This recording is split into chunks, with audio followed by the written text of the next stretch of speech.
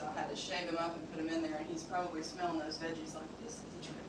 I know it is a trick. But it keeps licking the, like, empty part. Yeah, and sometimes he's messy. He'll move it around and spill some on the floor, but that's okay. I clean up after him all day long, so it's nothing new. But kind of an interesting thing about sloths is that since they only go to the bathroom once every 7 to 10 days, you know, I only have to clean up their mess about, you know, once a week. That's good. And so, but when they do go, it's a massive amount. It's about 1/3 of their entire body weight.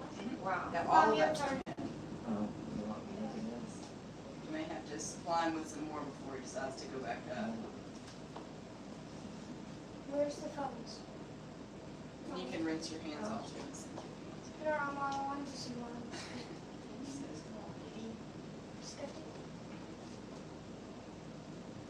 Mom, you ready? Get closer to him. Right next to him.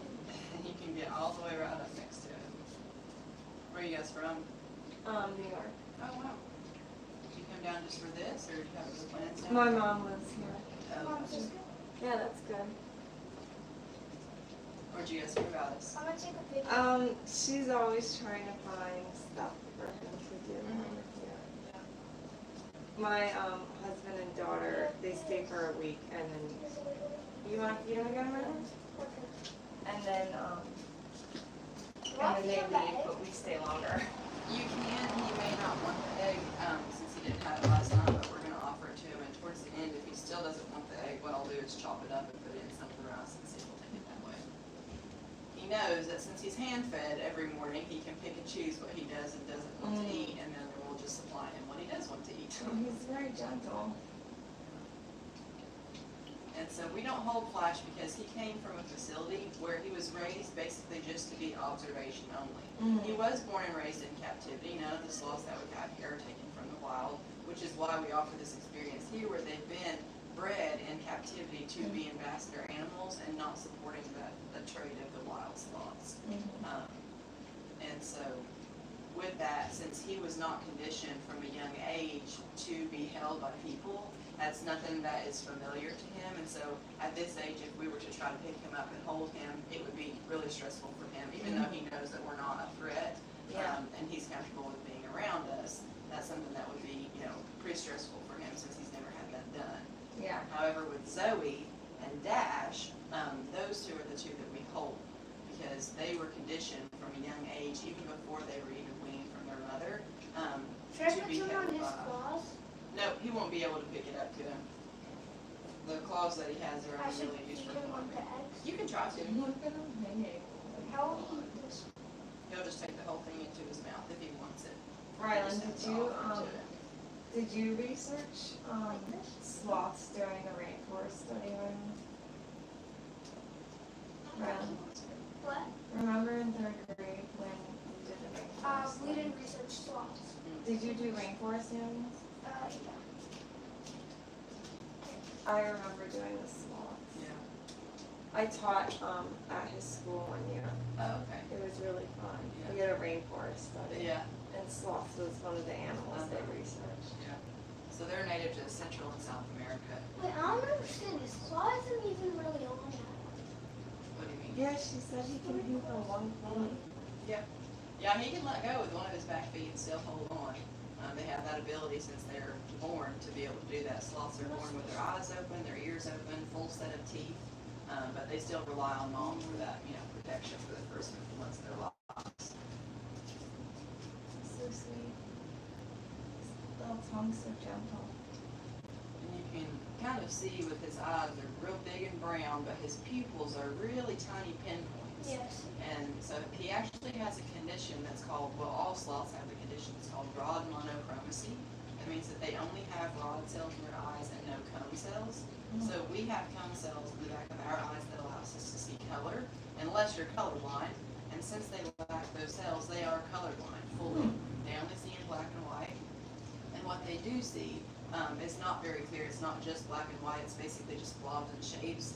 If you've ever watched a movie that has a clip of night goggle vision in it, that's kind of what they see.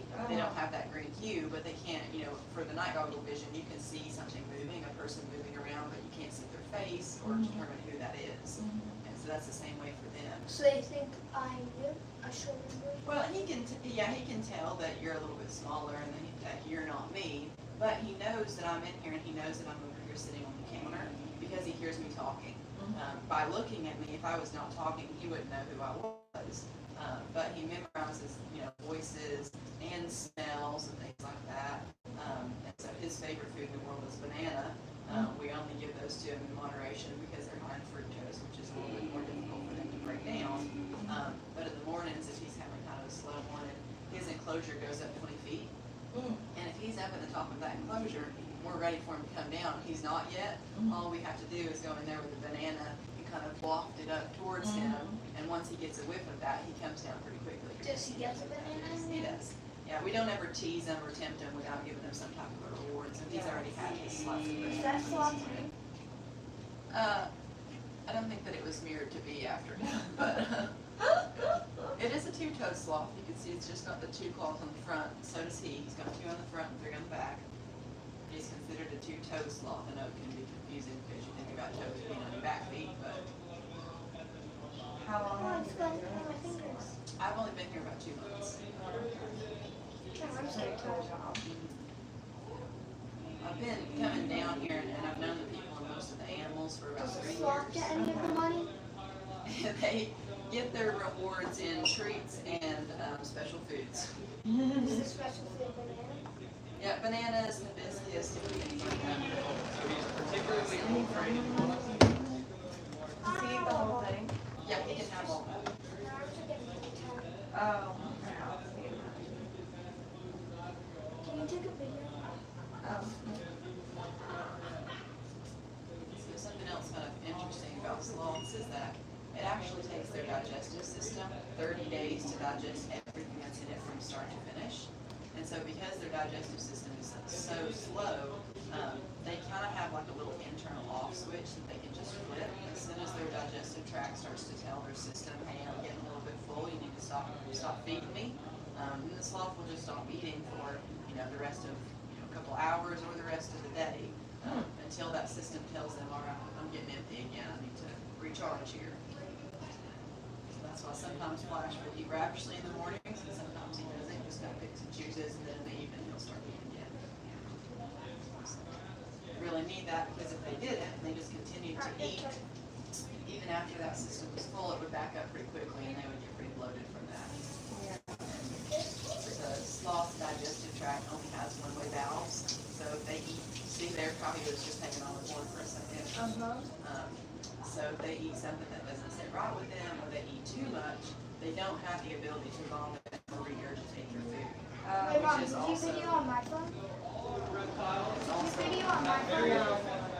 Let me check. that one-way valve for them is also really important because you see Flash is basically, completely inverted right now. His system is upside down. If I was to try to do a handstand and eat a bite of food, it's not going to go very well for me because we do have two-way valves. We have the ability on it.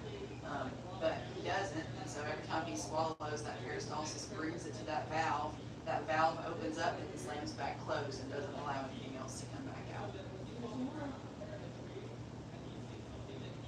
And everything else inside of the sloth is basically designed to be an upside-down animal. So everything from their vision, when they're looking upside down, that's actually their way of seeing right side up. And then the circulatory system they have, the digestive tract, just has the one-way valves. And then, believe it or not, they have connective tissue in between everything that's inside of their body to hold everything really tightly suspended where it's supposed to be. Stop.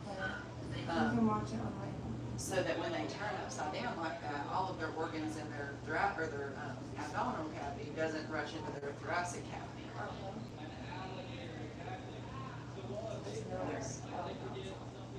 Their circulatory system is also really adaptive, so he can change, we're built to be upright animals. Our feet's the lowest point, our head's the highest point, and if I do a handstand, all that blood's gonna rush to my head. Our circulatory systems don't really adapt very much. But for him, he's extended all the way down right now, and he's still getting blood flow to everywhere, so his little toesies don't fall asleep while he's, the toes are the highest point. Yeah. And all that blood's not rushing to his head, even though he's turned totally upside down. And so that circulatory system can adapt and change. The valves in his bloodstream will open, come harder, or slam closed as they need to be able to supply blood to every inch of his body. Does he do that when he walks in the car? Yeah. Yeah, he does that sometimes in the mornings if Kevin, the one that was doing the social media stuff, if he comes in here and he's sitting in a chair with Zoe, feeding Zoe her breakfast, Flash will come out and extend all the way down and start combing through Kevin's hair, trying to get his attention to give him some food too. Oh, really? Yeah. He's still in training to be a hairstylist, but he's definitely on his way. Does he like being pet? You can pet him, yeah. Just really nice and slow down his back with the grain of his hair, not the opposite way. Yes. You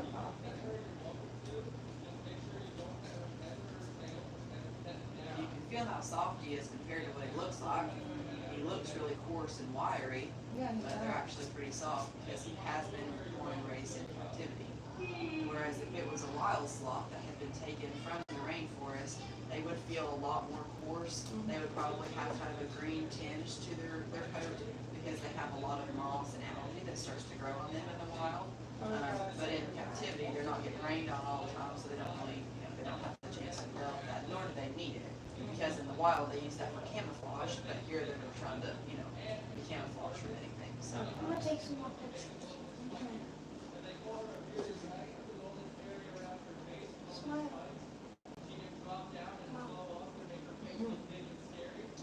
You done? Wash my hands.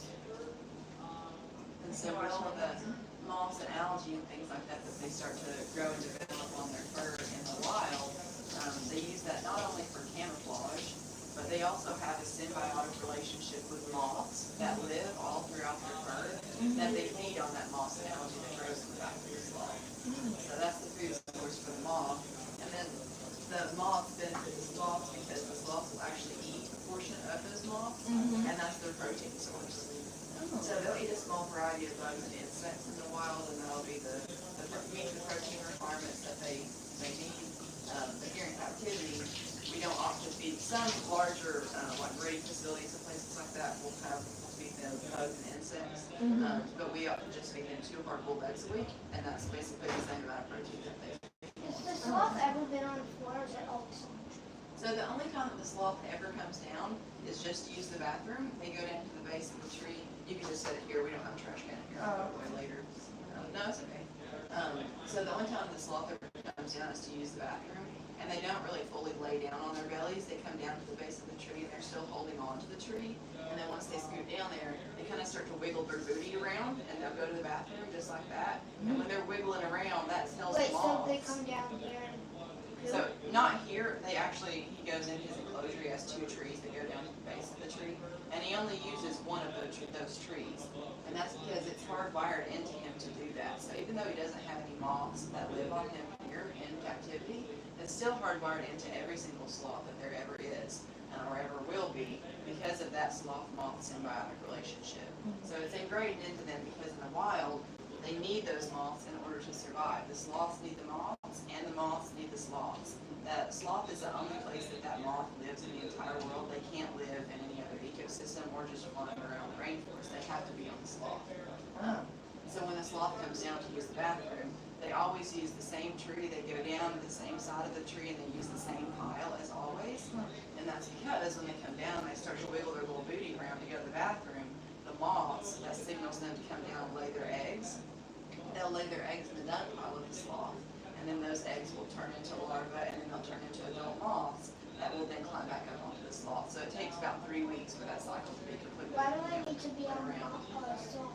So they need to be on the sloth because A, the moths can't live without the sloths, so they have to live on there. But it benefits the sloths as well. So when they groom themselves, they'll eat some of those moths. But the most important part of the entire relationship is when they groom themselves, they'll actually lick up a portion of the moth's waste, and that's where they get the bacteria in order to digest their food.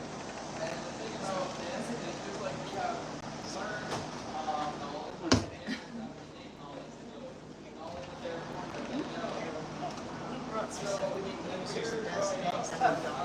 Okay. Yes. Okay, let's get into that.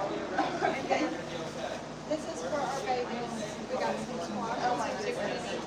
And we got the lovies. Oh my goodness. You guys are amazing. Yeah, so, yes.